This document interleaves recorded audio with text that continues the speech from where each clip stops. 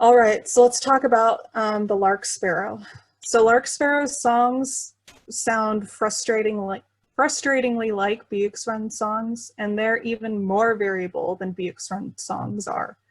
But the key with the lark sparrow is that unlike the Beuk's Wren, which says the same thing over and over again, it copies and pastes, the lark sparrow does a remix every time it sings. So let's listen to this recording, and again, pay attention to how every time it sings, it's different. It's not copying and pasting the song anymore.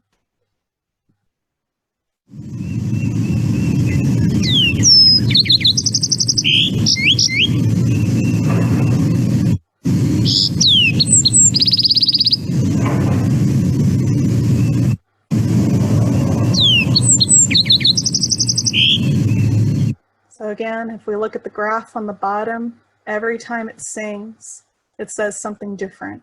So lark sparrows remix, Beuk's wrens say the same thing every time they sing. Habitat can also be useful sometimes for differentiating between Beuk's wrens and lark sparrows.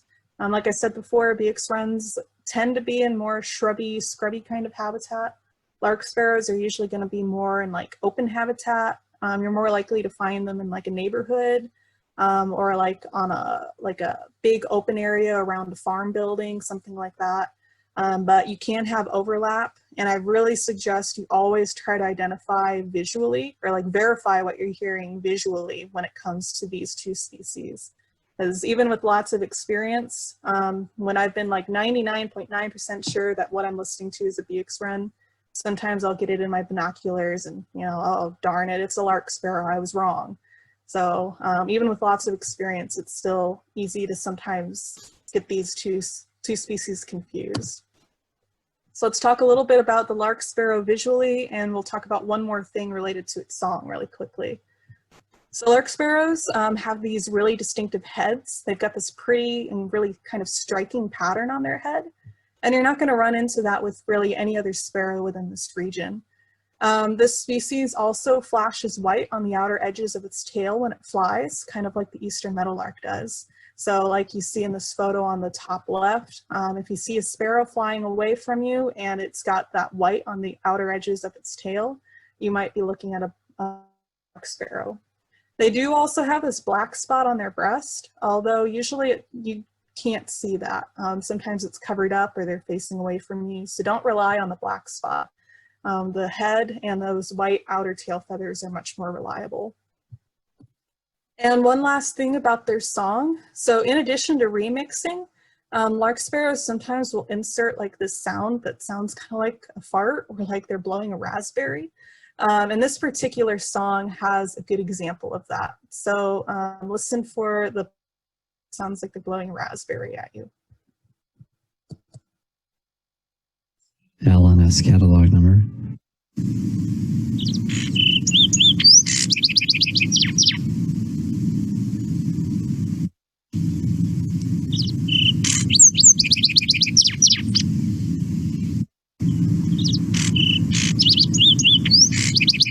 Again, this particular bird is inserting those raspberry sounds, and it's also a good example of remixing. So every time this bird sang, it was a little bit different. Okay, that's all I have for Beuk's wrens and lark sparrows. Again, always try to verify visually if you can. So let's talk about another sparrow that's one of my favorites, the grasshopper sparrow. So when you look at your grasshopper sparrow in your field guide, it's going to look like, oh, this is an easy species to identify because it has this bright yellow spot right in front of its eye. And it's got a bright yellowy orange spot on its shoulder, which you can kind of see in the lower photo, kind of right above my cursor here. But in actuality, in the field, this is something that's very difficult to see. So I highly recommend that you don't rely on those yellow spots. Either your binoculars can't pick up on the color, it's going to be washed out because the light is just not quite right for picking it up, etc. Instead, there's a couple other things we can focus on. So eye rings can sometimes be useful in sparrows. Most of the sparrows I'm going to show you today all have a pale eye ring, so that's not going to be super helpful. But we do have some other characteristics that we can look for in grasshopper sparrows. One of them is that on their back, they're going to kind of have these little rusty patches interspersed on their wings and shoulders. And that can be kind of a really pretty pattern that you don't see in a lot of other sparrows. They also have these buffy sides and kind of a buffy breast. You can see it really well in the sparrow on the bottom. So you can see he's got a couple of little black marks and kind of like this orangey kind of tannish color kind of right around his neck, right kind of above where his wing shoulder is. And this is something that can be useful as well. It doesn't go all the way around their neck though. And those little spots and stripes don't really go onto their neck or belly. It's just kind of right there along their side. And because of that, grasshopper sparrows can be sorted into the category of unmarked or unstreaked sparrows. So when you're learning your sparrow identification, you can categorize them into two different groups. Sparrows that have some kind of marks or streaking on their belly and chest, and sparrows that don't. So grasshopper sparrows fall into that group that don't have marks or streaks on their belly and chest. The most helpful thing though is the shape of their head. You can really see it well in this bottom photo here. They've got this really flat head, so they basically don't have a forehead. And this is a really unique shape that we don't see in any sparrows outside of their genus. So grasshopper sparrows are in the genus Ammodramus, and we'll have one other species in this genus that has a similar head type. But outside of that Ammodramus genus, we're not going to see that kind of head in sparrows. Now their song is pretty easy, but it's hard to hear. It's really high pitched. So if you're starting to lose your ability to hear like high pitched sounds, this is one of the first birds you'll lose your ability to hear. So make sure you're taking care of your hearing, wear hearing protection if you're shooting, you know, watch the volume on music and TV, and don't drive with the windows down too much, especially on the highway. So you're going to be listening for this really high-pitched couple of opening notes followed by a buzz. And despite the name, the buzz doesn't really sound anything like a grasshopper or a cricket.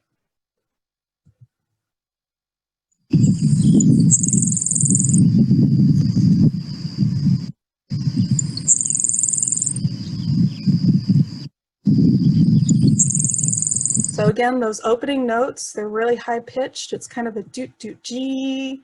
Those opening notes, often you don't hear in the field because they're so quiet.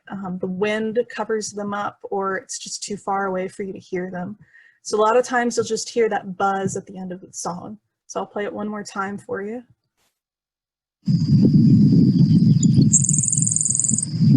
And again, it really doesn't sound anything like a grasshopper or cricket in the field, so don't worry about getting it confused with a bug. When you hear one, it's going to be obviously not a cricket or a grasshopper. One of the other songs that grasshopper sparrows do is kind of this buzzy, really all over the place song. And it's actually really hard to find it in some of the apps. I don't think the iBird app has this song on it, but it's one that they do pretty frequently. So I wanted to make sure that y'all knew about this song.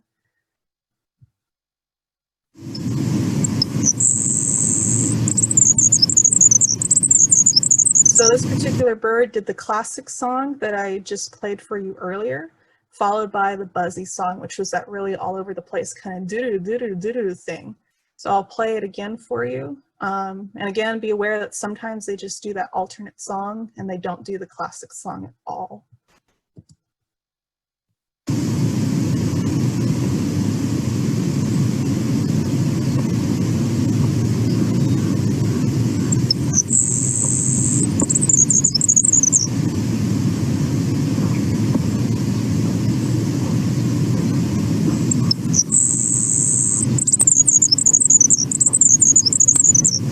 Okay, so that's the grasshopper sparrow.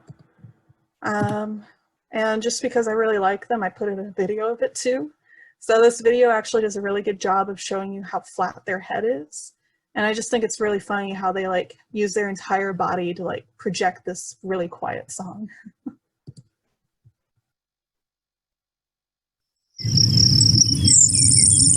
Notice the flat head.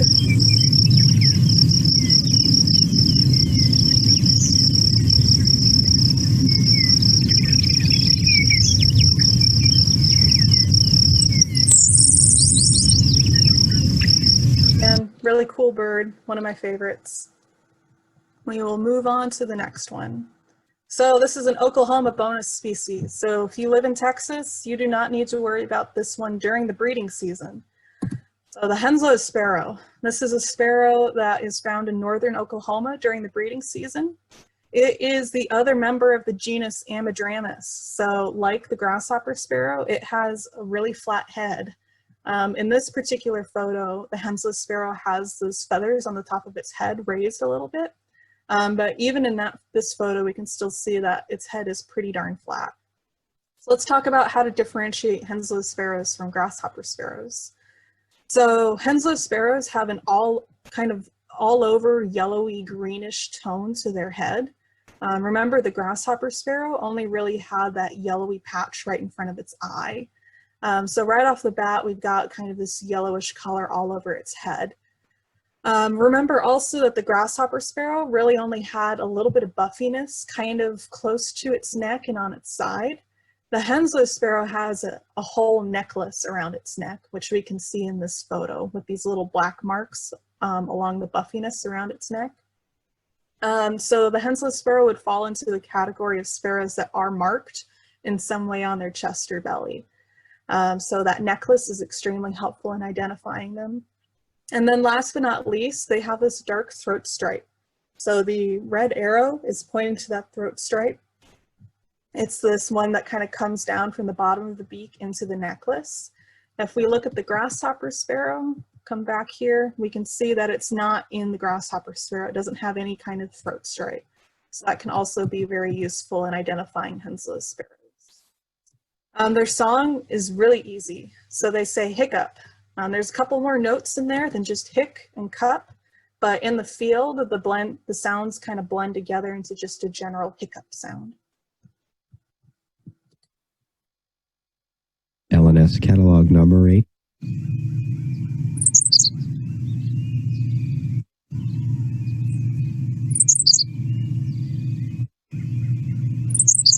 Hiccup, hiccup, hiccup. Pretty easy to remember for the most part. And again, you only really need to worry about this bird in the portions of northern Oklahoma during the breeding season, although Texas is an important part of its wintering habitat. So if you are in East Texas or down towards the coast during the winter, keep an eye out for Henslow sparrows because they're a pretty cool species that we only get to see once a year. All right, that's the end of the Oklahoma bonus round.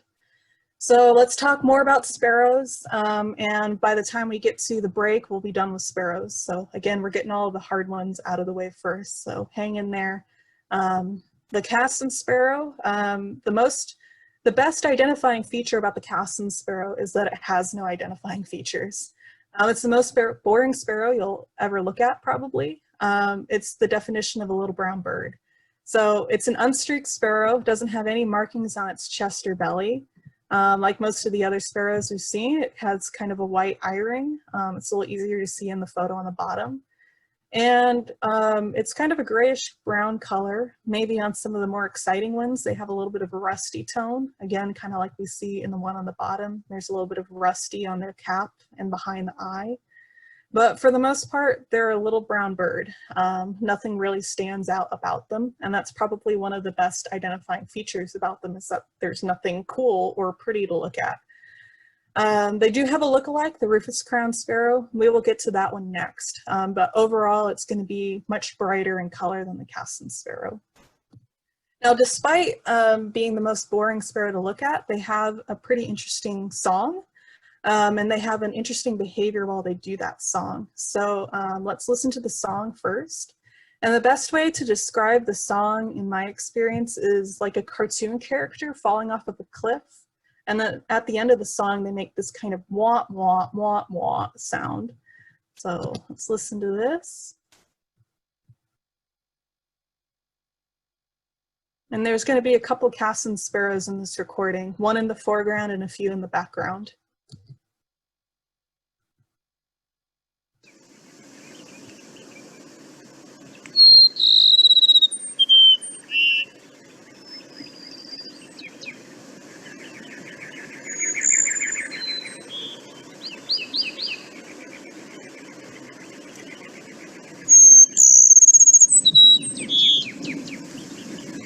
And one more time.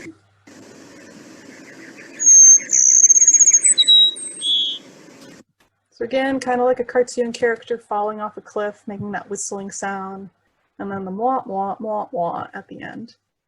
A lot of times they'll do this song while they're flying. So while they'll do skylarking. So if you're looking for this bird and you hear it singing and you're like checking all the bushes and the fence lines and you can't find it, make sure you check the sky. Because as we'll see in this video, they sing while they're in flight sometimes.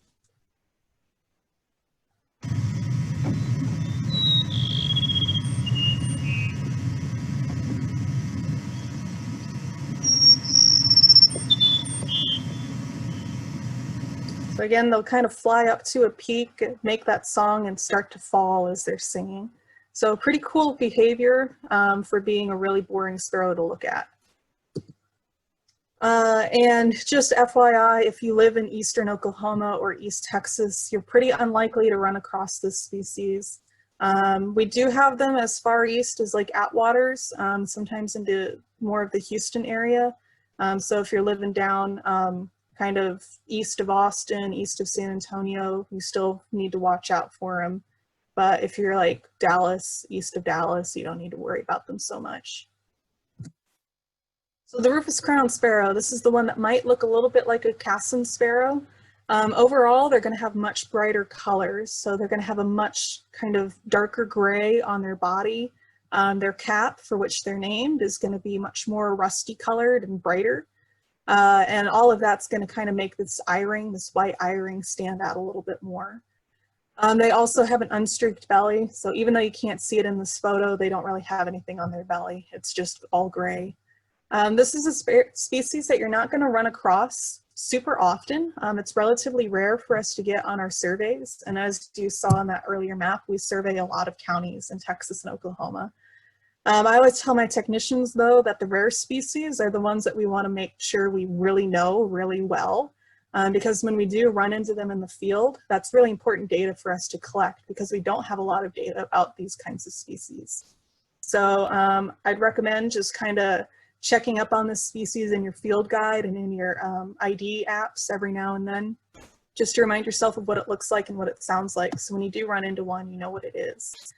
It does have a lookalike. We'll talk about the field sparrow in a moment, so I'll save that for later. The song for the rufous crowned sparrow is unfortunately really difficult to describe, and it doesn't have a good mnemonic.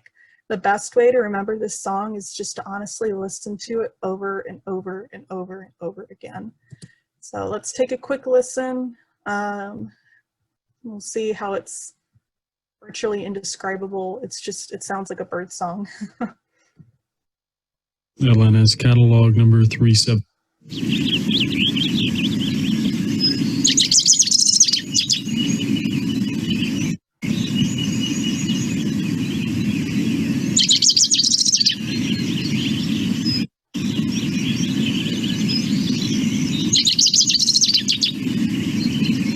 So again, I don't really have any good tips on how to identify that song, unfortunately. So again, just listen to it over and over and over again is probably your best bet. I do want to mention that the habitat that you're going to find rufous crowned sparrows in, at least in my experience, is pretty much the textbook habitat. Every time I've run into a rufous crowned sparrow, I've looked around and I've been like, okay, yeah, this is exactly like the field guide described, really rocky and open with some scrub.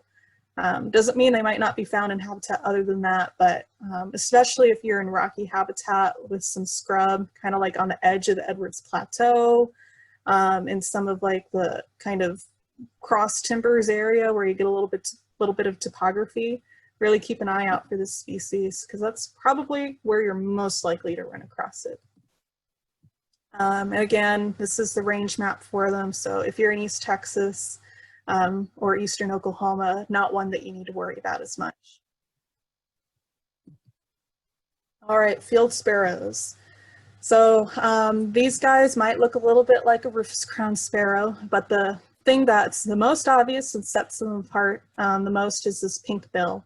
So we don't really have many other sparrows that have pink bills, and not any on this list or that should be showing up during the breeding season within the Oaks and Prairies region. They have this rusty cap and a little bit of rustiness behind their eye, kind of like the rufous crowned sparrow does. But they don't have that kind of dark gray color overall. They're much lighter colored. They kind of have this bright white chin that will show up sometimes. And they have this white wing bar, this bright white wing bar that shows up as well that can be useful. Their song is also pretty easy. It sounds like a really high-pitched bouncing ball.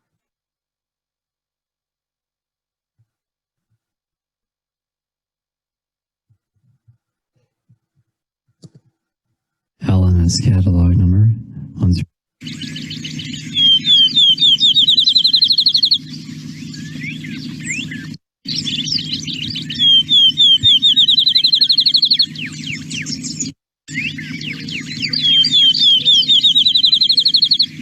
So very high-pitched bouncing ball, pretty easy to identify by sight, again, just because of that pink bill, and by sound.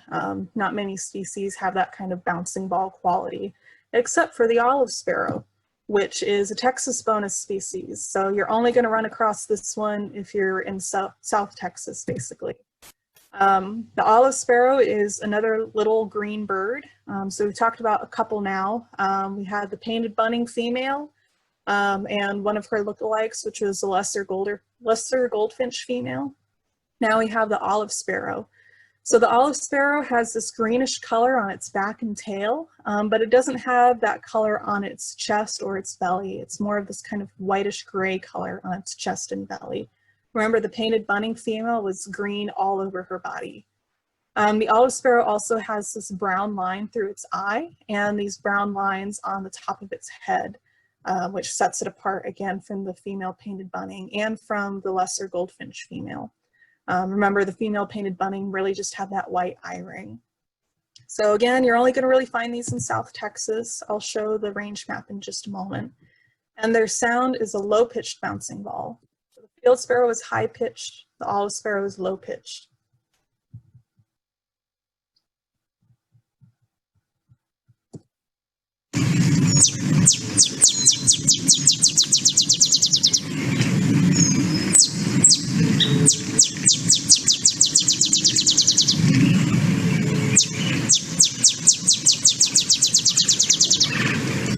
Okay, so low pitched. Let's listen to the field sparrow one more time to compare.